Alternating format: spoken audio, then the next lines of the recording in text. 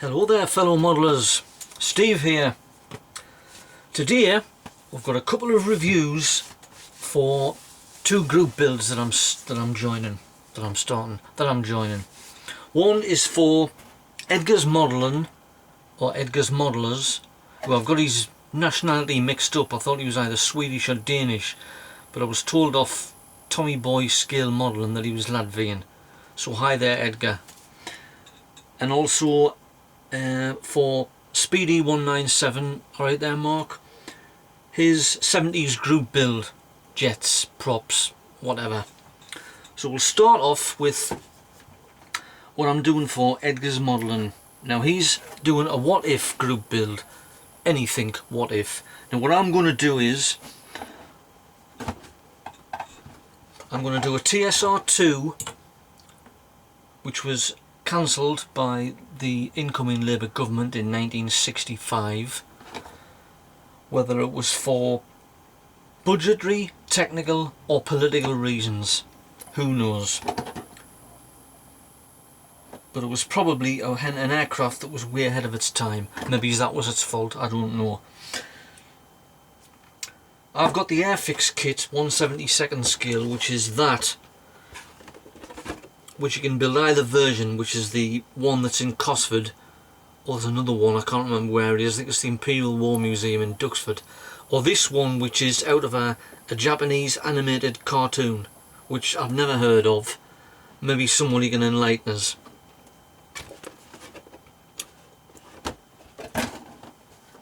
So we'll open it up and see how many sprues we get. Well, first off, hope everything doesn't file it right. You get a stand, which I'll probably not be using. You get one, two, the clear plastic in a bag, 3, 4, 5,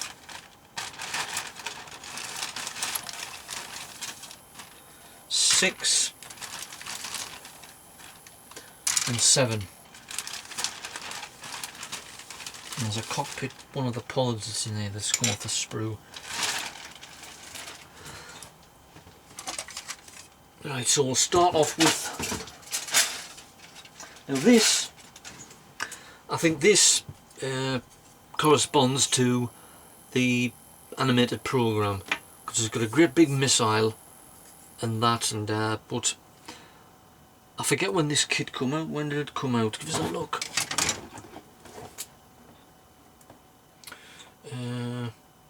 It's actually made in China, which is unusual for Airfix. Oh,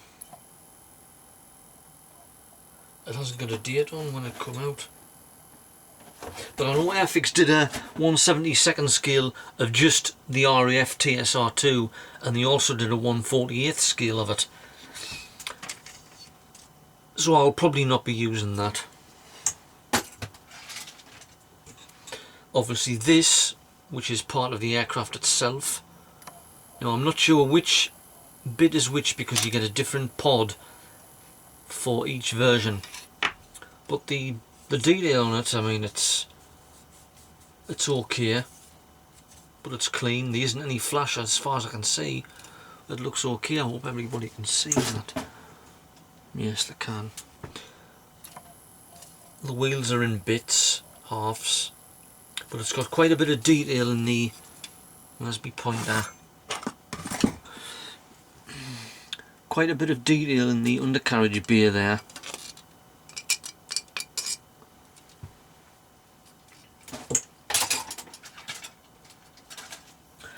And they obviously, I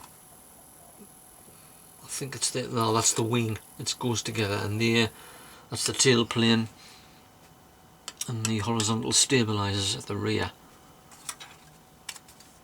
It has got, I think it's raised panel lines, but they're very smooth. You can hardly ever see them.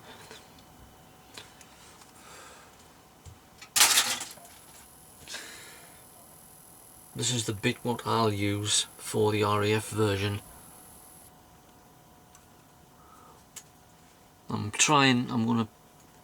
what I'm gonna do it in the version is a 1982 one that flew in the Black Book missions in the What If scenario, bearing in mind that the Vulcan was long retired because this would have replaced it. And I'll just raid the spares box if it hasn't got them on here and put £1,000 bombs in. And it'll also have underwing drop tanks and also 2 anti-radar Shrike missiles, because it is a What If. And there's the fuselage. It's clean, no flash, but there isn't any engraved panel lines, but who cares. And this is a small version. This is the RAF version, because there's the seats. What we can see with the light on, the seats have got a bit of detail on, and the pilots, they look okay as well. Yeah, there's a lot of detail on the pilots. I don't know if you can see it. Control panel, bits and bobs. And this is the clear part. This looks okay, it's no scratches on it all.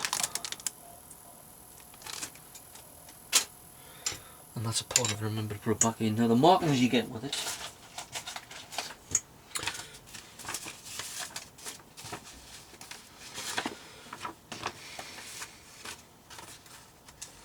Obviously are of the Japanese animated cartoon, and also the 2 versions for the RAF. It's XR219 and XR220 and XR222. I think it was 219 was the prototype that flew.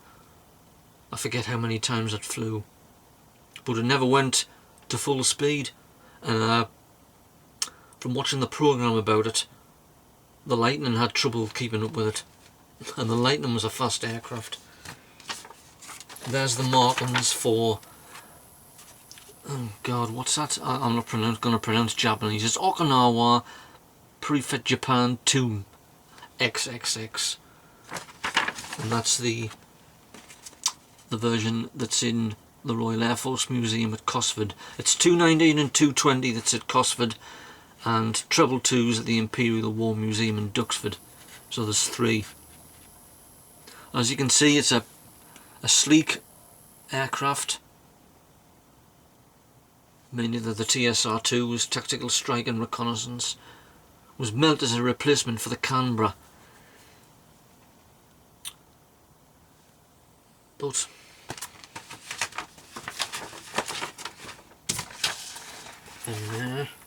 this? Right, the instruction leaflet. It's quite a big booklet because it has 2 instructions. Obviously, this one is the cartoon because you've got to take that bit off and they like sort of lie down, and it goes round to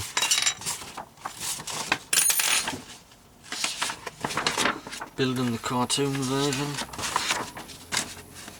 with the great big missile.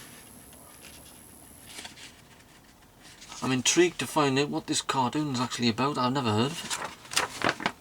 Ah, no, that's the RAF version.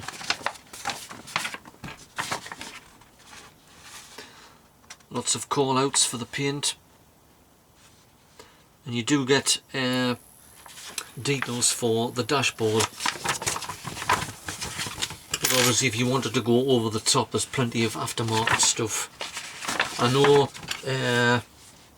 was actually one of the first videos that I watched on YouTube. Norm from Canada, Svinehunt or something, he did the 1/48th scale one in Canadian Air Force markings.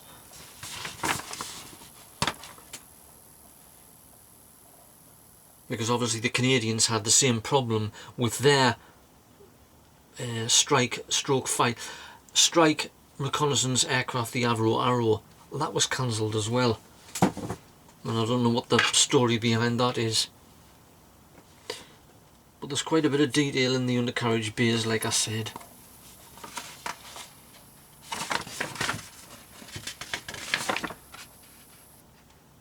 And I think you get a detailed... Is there a detailed Bombay? No, there's no Bombay. I suppose I think there is, where there might be. I'm not sure. Oh, there is, yeah.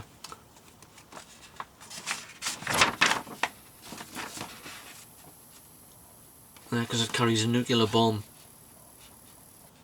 So I can brush that up with some 1,000 pounders, as it carried on its way to the Falklands to bomb the airfield at Port Stanley. And that's it. Now here's the version I've got. There's a website called Thunders and Lightnings that's got a lot of what ifs for the TSR2. What if it had fought in the Gulf War, the Australians had bought it, which they were going to buy, they were interested. The Indians had brought it, the Germans. And that's the version. This is a version possibly of, I think, as RAF Bruggen in Germany, 1983. So it's the nearest one that I can find to the 1982 Vulcan type camouflage. I'll have to hunt about for some Morgans, but it's a fantasy, so you can have anything you want. So that's my kit for Edgar's modelling, me what if. Right, I'll put all that on the floor. I don't want to stand on it.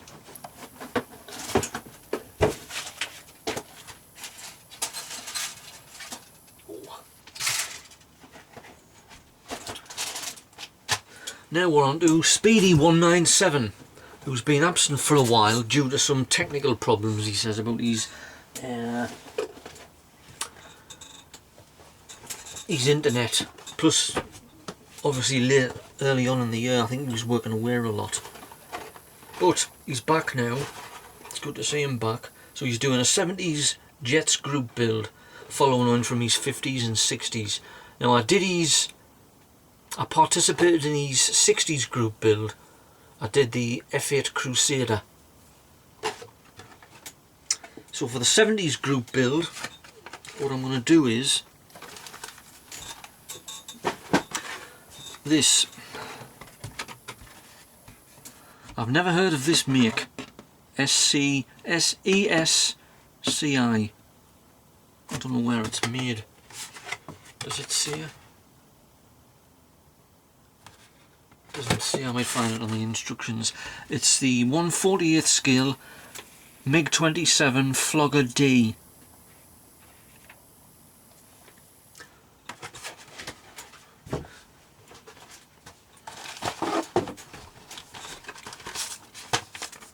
Instruction leaflet.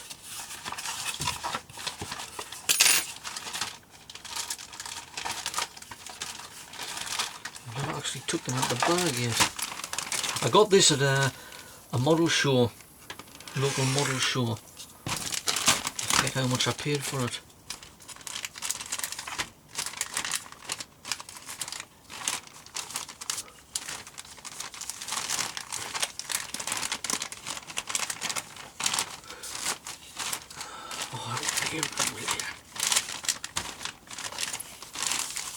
There's one sprue.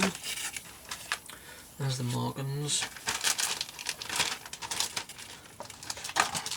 Oh, you only get 2 sprues plus the clear parts are in a bag, but they look pretty clean. 2 ones.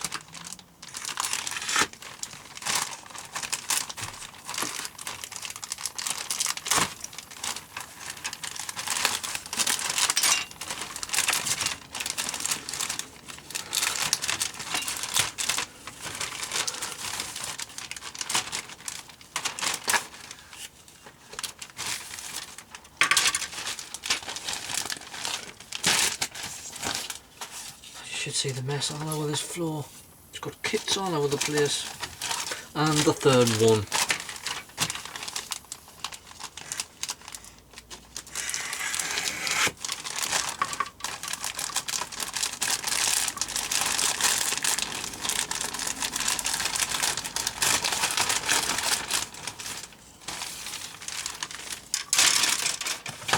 Right, we'll get straight on with it.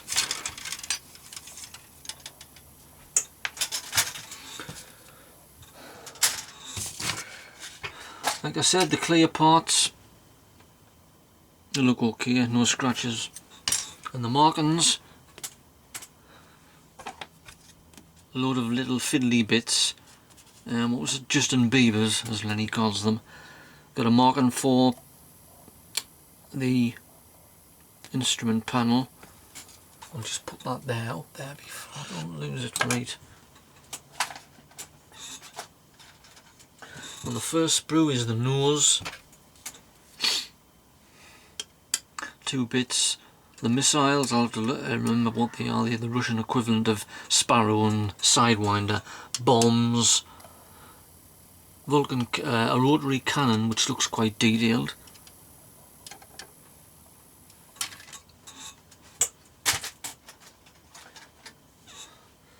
And this is the wing set.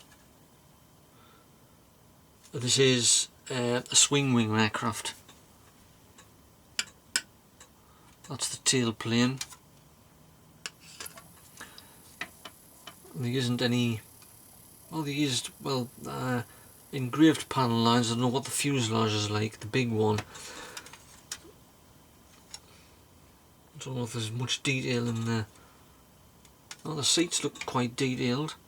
I think, I don't know whether it's, I think it's a single seater. And there's quite a lot of detail on there. Look at that. Seat belts.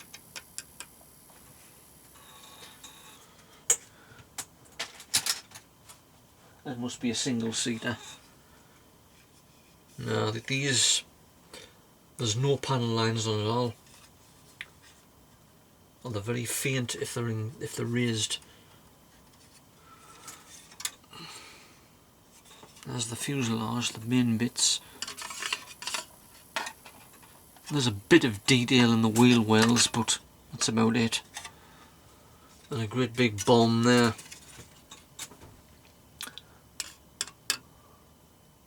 Undercarriage legs.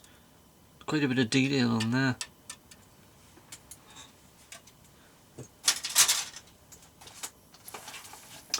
And the instructions sheet.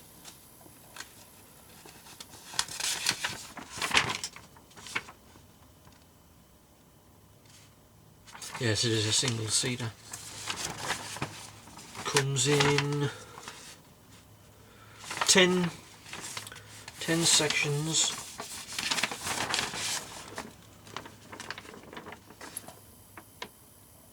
What not to do, don't eat the glue from both sides. Alternative assembly, hot rivet. Quite a lot of detail on the undercarriage legs.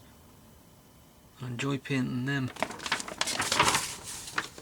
And there's all the missiles and the bombs. There.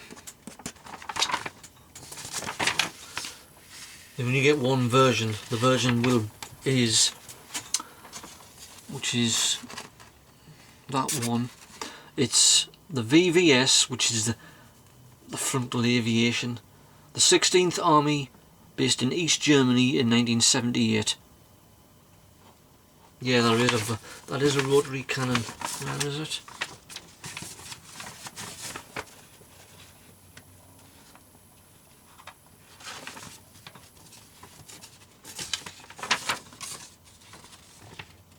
There, you can see it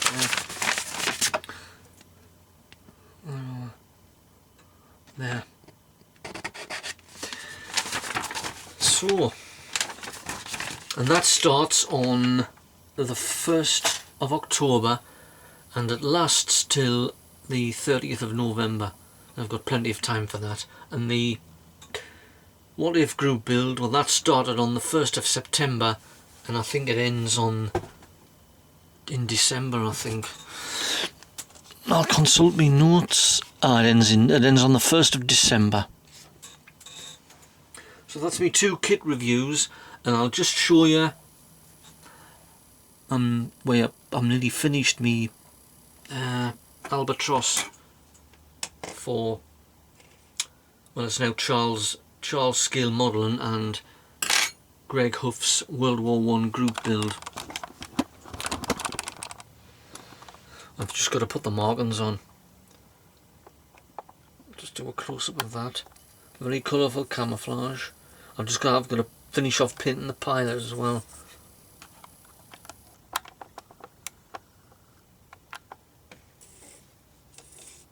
It went together quite well, and there wasn't any problem with the wings,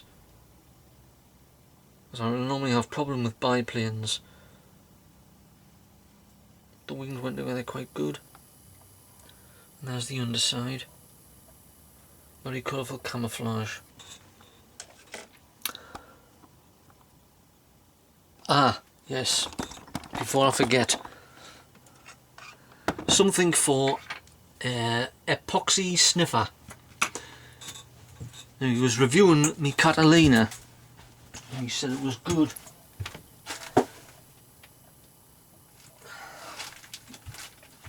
And he said he's got the same kit, but it's got absolutely no markings or engraving on the windows and the canopy and the blisters. So I said I would give him a hand. So here's me Catalina again. Now I got some help really off photos online. And I said I would do some close-ups of it. So I hope this helps. Epoxy sniffer. I don't actually know what your name is.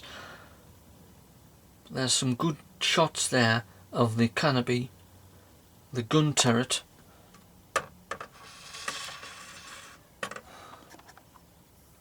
There's a side view. Got him under 22 minutes.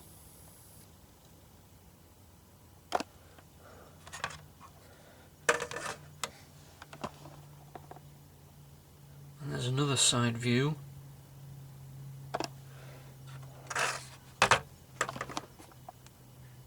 That's a better one.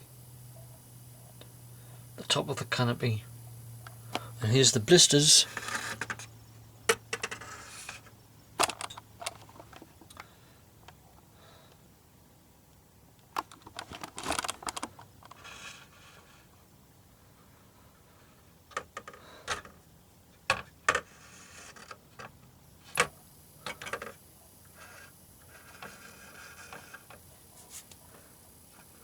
Lift it up.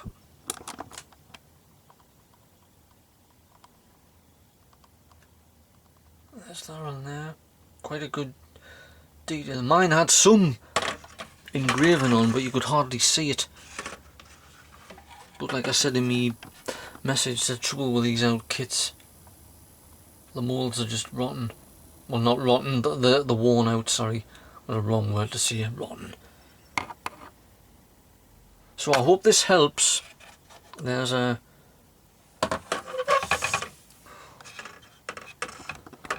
because it is a good model to build. I don't know which version you're gonna do.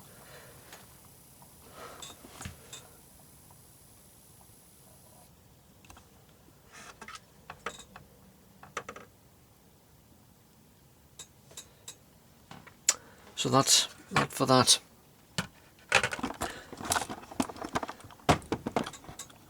Right, so there's my reviews. I'll start them kits, well, the flogger on October, but I'll start the TSR2 later on. Now I've got the next video I'll do, I'll probably review how far I am with UK Scale Modelers Adversaries Group build and me Community Matchbox build and the Pacific Group build. I don't know whether it's still on. I mean, I've started my kit.